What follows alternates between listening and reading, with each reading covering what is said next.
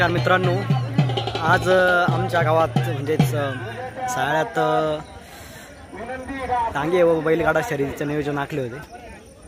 म्हणजे सॉरी, त्याला घोडा नाही पण दोन्ही साईडनी बैल म्हणजेच गोरे आणि मग त्याचा टांगा, हे सगळं नियोजन आमच्या गावाकडल्यांनी आखलं होतं. इथं मागच्या साईडला बघू शकता भरपूर प्रकारचे गोरे आणि शर्यतप्रेमी इथं आलेले. आणि या साईडला त्याचा मैदान आहे.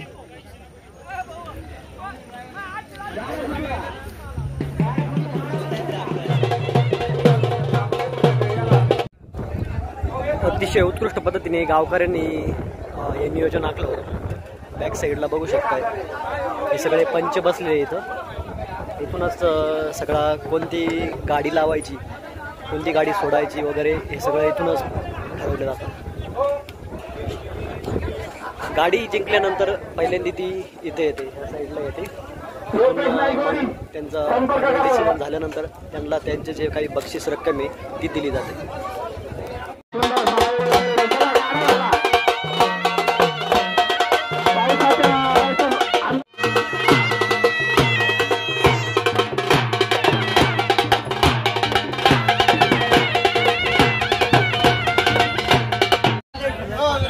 चला सुट्टी नाही कर, तोल पाणी बाटवलं खाली आम्ही इकडं आले का खालीला रावल्या रावल्या सुट्टी नाही कर. ही गाडी आता शर्यत लावण्यासाठी वरल्या पाटीवर चालली आहे. हा जो झेंडा आहे हा फायनल, इथूनच फायनल डिसिजन दिले जातं. कोणती गाडीने याला क्रॉस केलं आहे. ही जी बॅक साईडला जे दिसते ह्या शर्यतीची पाटी, आणि हे मागून जे बैल आणि दोन्ही पण बैल येतात ते शर्यतीसाठी पुढच्या पाटीला चालले.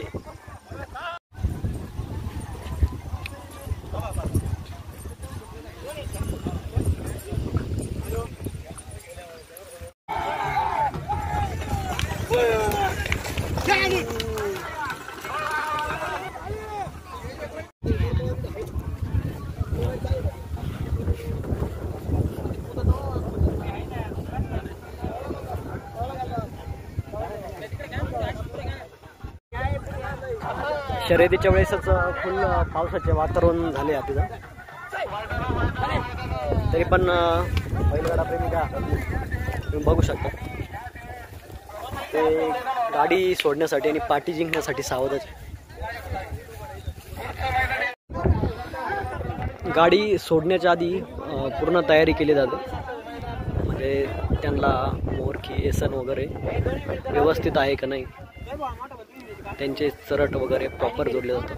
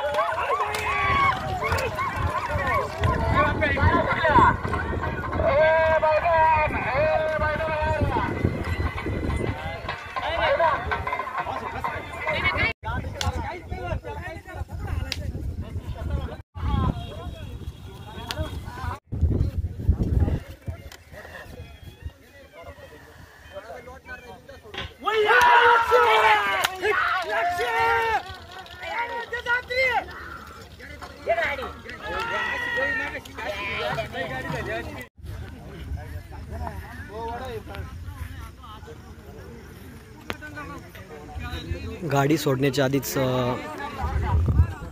बैलांना दोन्ही कोण पण व्यवस्थित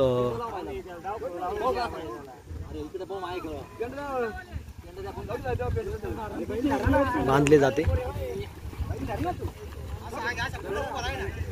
ते करण्यासाठी प्रॉपर ट्रेन माणसं लागतात.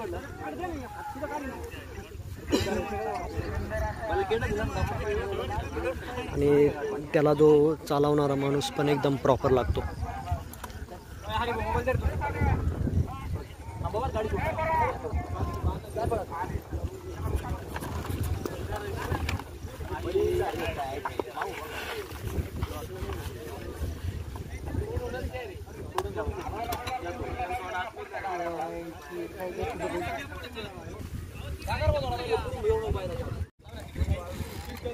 हे जे सेंटरला केशरी कलरचं फडकं म्हणजे झेंडा घेऊन जे उभे ते आमच्या गावचे पंच आहेत.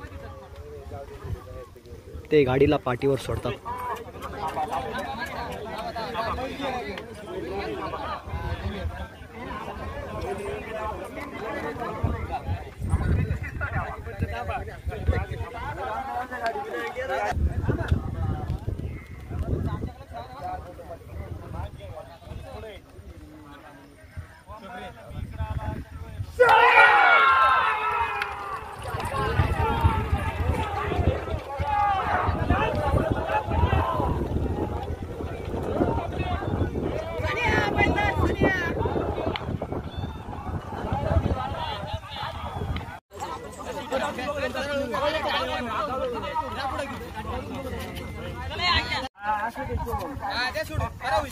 ह्या गाडीचा दोन्ही गोरे एकदम खटारा असल्यामुळे ते आवरत नव्हते आणि शेवटी गाडी सुटली.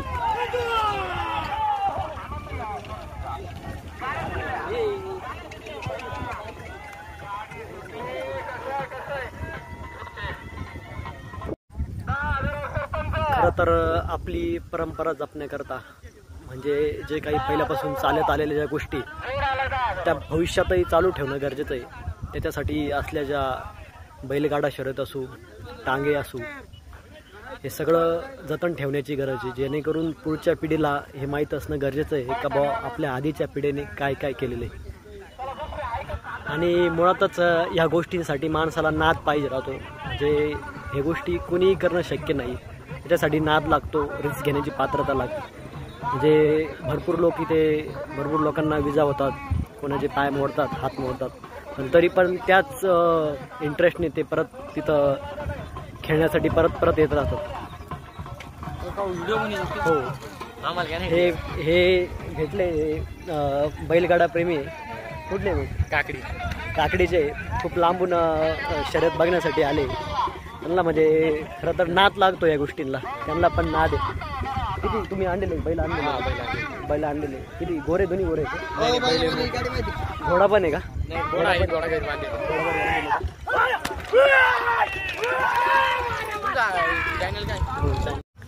खरं तर हा खेळ खेळण्यासाठी भरपूर लांबून लोक जमा होत असतात. म्हणजे भरपूर लोक यात एकत्र येऊन त्यांचं म्हणजे प्रत्येक शर्यतीमागे जिंकल्यानंतर जे बक्षीस आहे ते घेऊन ते जातात. त्यांचा आनंद हा त्यांनाच माहिती आहे. आपल्या म्हणजे बाकीच्या ज्यांना त्यात इंटरेस्ट नाही आहे त्याचा आनंद त्यांना काही माहीत नाही. पण त्यांचं असं म्हणणं आहे काय आम्ही ज्यावेळेस जिंकतो त्या मानधनाची आम्हाला कुठली अपेक्षा नव्हती, पण आम्हाला ते आवडतं. म्हणजे त्यात त्यांना खूप इंटरेस्ट आहे असं त्यांचं म्हणणं आहे.